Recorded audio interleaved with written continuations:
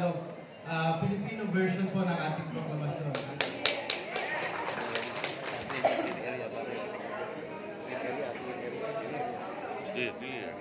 Ma'am, maaari po ba namin kayong imbitahan dito sa harap?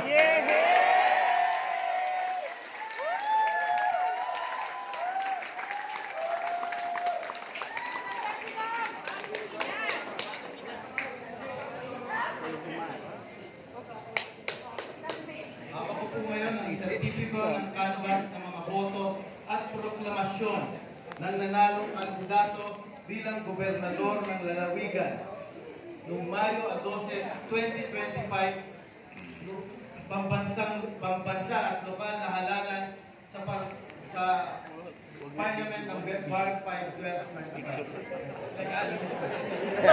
Kami ang mga electang miyembro ng Provincial Board of Canvassers ay nagpapatunay sa ilalim ng panunumpa ng aming maayos na nakanvas ang mga boto mula sa 30 lungsod at munisipalidad para sa mga kandidato sa pagkagobernador ng lalawigan sa halalang ginanap noong Mayo 12, 2025.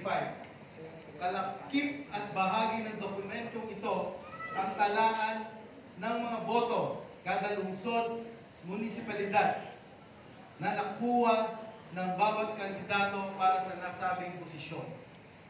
Matapos ang naturang canvas, lumalabas na si Aragones Sol ay nakakuha ng 635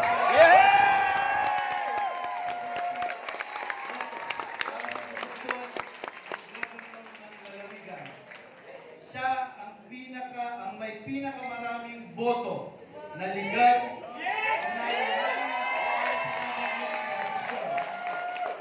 batay sa mga nabanggit, ipinuproklama namin ang nabanggit na kandidato bilang duly elected gobernador ng lalawigan.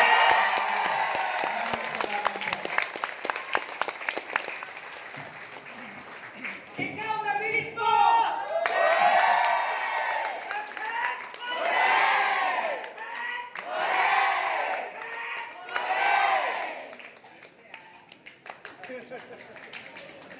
Lakat iyan. Ako sa pula ko siya. Sibilang ko siya.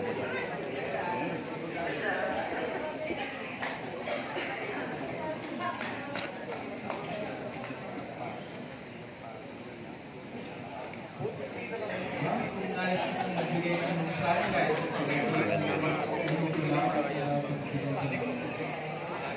Maraming salamat.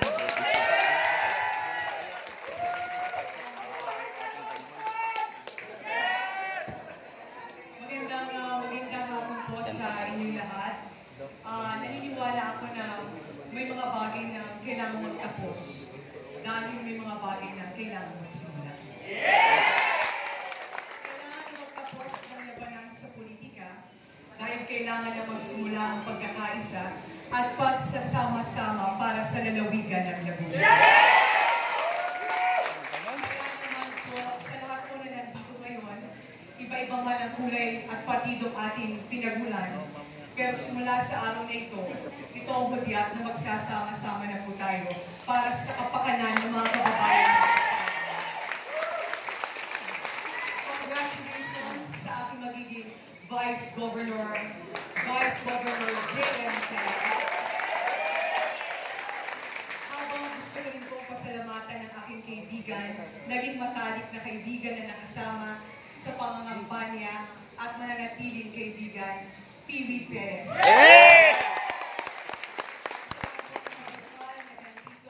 Excited na ho akong makatrabaho kayo lahat. At sa lahat po ng mga naging taga-suporta namin mula noon hanggang ngayon, ito na ang bunga ng pagsisikap ng lahat. Gusto Aragones bilang gobernador. Ganun pala talaga ang talambuhay ko. Kailangan magsimulang mahirap bago makamtan ang tagumpay. Sabi ko kanina, ang kwento ng pagkapanalo ko bilang gobernador ay hindi tungkol kay Sol. Ang kwento ng pagkapanalo ko bilang gobernador ay kwento at tagumpay ng mga taong umaasa sa isang maayos na pampublikong aspeto. Maraming salamat po sa Akay Luzon Party List, ang buong pwersa ng Akay National Political Party, na nagbangon muli kay Sol Aragones. Hindi ko po yan makakalimutan. Sa lahat po ng tumulong sa akin sa pinakamahirap na yugto ng buhay ko, hindi ko rin po kayo makakalimutan. At sa lahat po ng mga kababayan natin na umaasa sa Akay Luzon, ang masasabi ko lang po, agad nating sisimulan. Magandang hapon po sa inyo. Ito po si Governor Sol.